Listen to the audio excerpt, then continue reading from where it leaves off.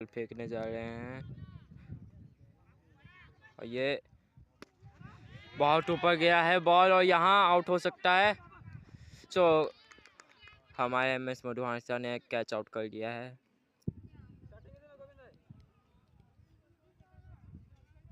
और ये dot ball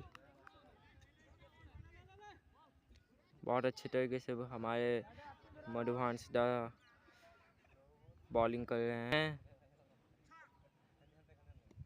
और ये बॉल काफ़ी ऊंची गई है और ये आउट हो सकता है। आउट। इस ओवर में हमने 2 विकेट लिए गाइस के बहुत ऊंचा उड़ा दिया है इनने भी। ये आउट हो सकते हैं। आउट। काफ़ी दूर तक बल्ला घुमा दिया और ये आउट।